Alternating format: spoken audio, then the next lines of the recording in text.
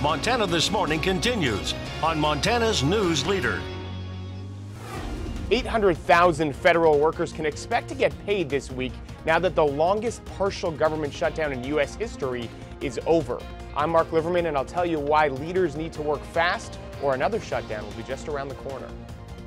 Could there be future development next to Bozeman Second High School? I'm Adair Spab, and stick with us because I have the answer coming up next. Just ahead of 6:30 on this Monday, Chet Lehman, Matt Elwell with you here. Missy is off today, and she picked a good day to take off. It's a little cold and a little slick to get into work this morning. That's really my big issue is some of the ice on some of the area roadways. A few of these area roadways just polished up real nice. Yeah, they were shiny. So watch those roads early on. Temperatures into the teens and 20s. The wind chill has been a factor, so leave some extra layers in the car just in case you have an issue.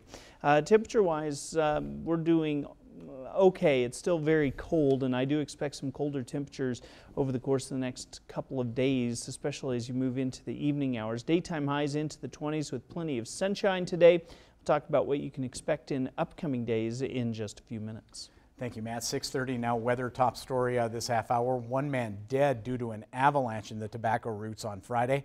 Madison County Sheriff's Office says a little after 1:30 it received a call about an avalanche that happened in the Bell Lake area south of Pony in the Tobacco Root Mountains. As a result of the avalanche, one skier injured. 35-year-old Benjamin Hirsch McShane from San Francisco died on the scene. The U.S. Forest Service, Gallen County Search and Rescue, and other groups helped with body recovery. Back on the national scene, now that the partial government shutdown is over, 800,000 federal employees can expect to get paid this week.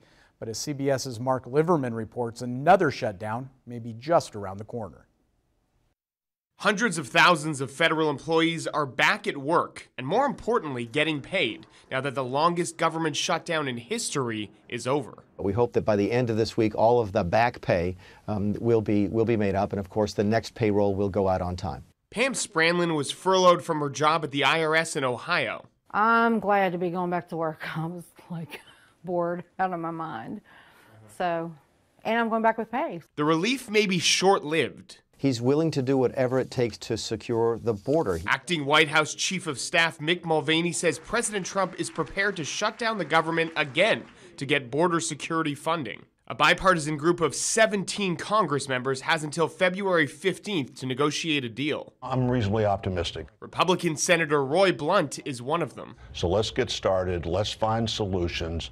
Let's not continue to disappoint the people we work for by not showing the ability to work together. President Trump told the Wall Street Journal he thinks the odds of them crafting something he can accept is less than 50-50. Asked if he would take something less than $5.7 billion for a border wall, Mr. Trump said, "I doubt it." Democrats have refused to offer any money for his wall. That's a 5th century solution to a 21st century problem. What we want to support over the next few weeks is 21st century border security. Last week, the president said he will declare a national emergency if necessary. Mark Liverman, CBS News.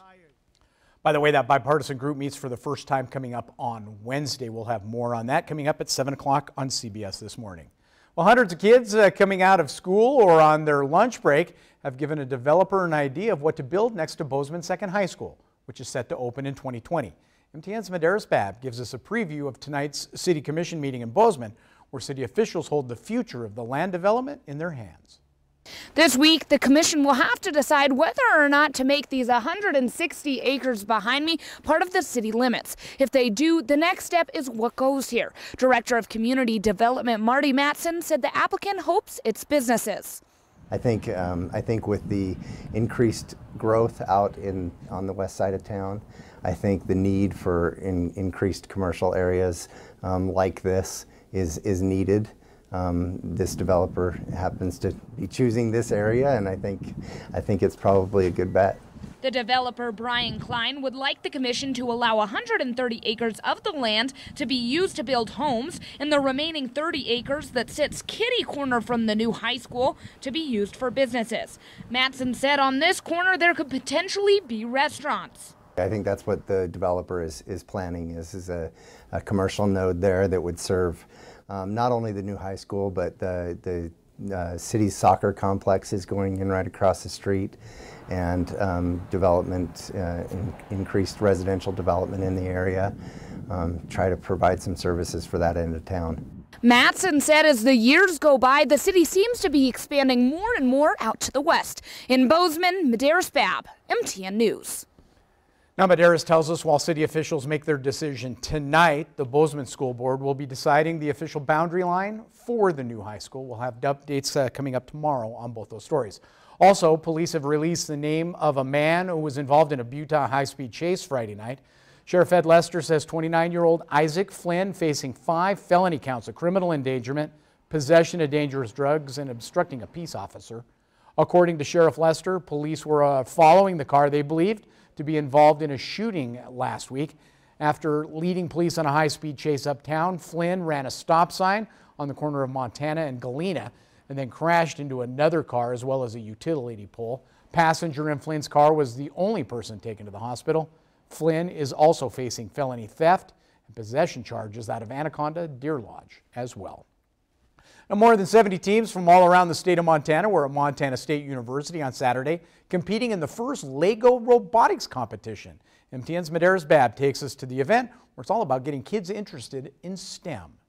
3, 2, 1, Lego! The timer starts winding down as Team Brickfinity starts their Lego robot. The team only has 2 minutes and 30 seconds to complete a series of tasks before the other teams. Even though it's stressful, Noelle Engelhart is having a blast. The satisfaction that you get when you program robots and it works successfully when it hasn't before, it just gives you a good feeling that you did something right.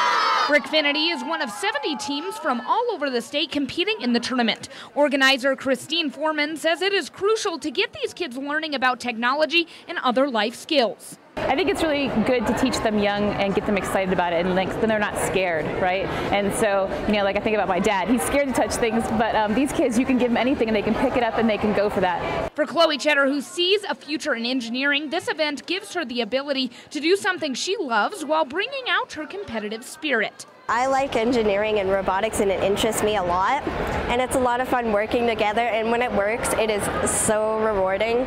So I think that's one of the most fun parts.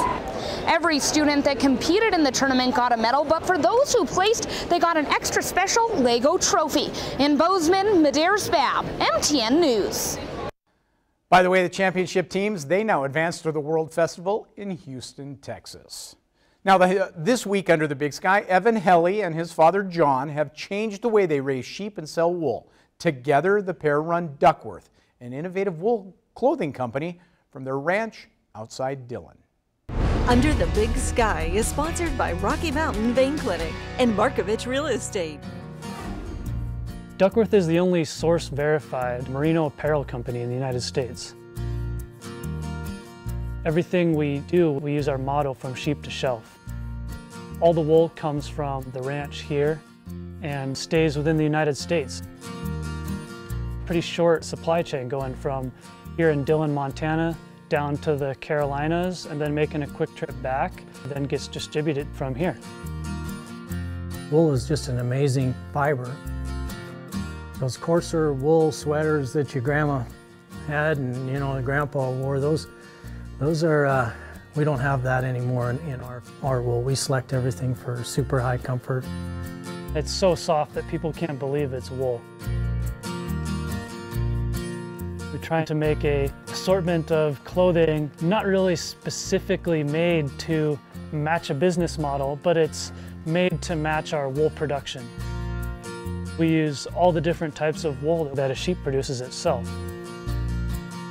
Some wool is great for socks, and other wool is great for high performance base layer.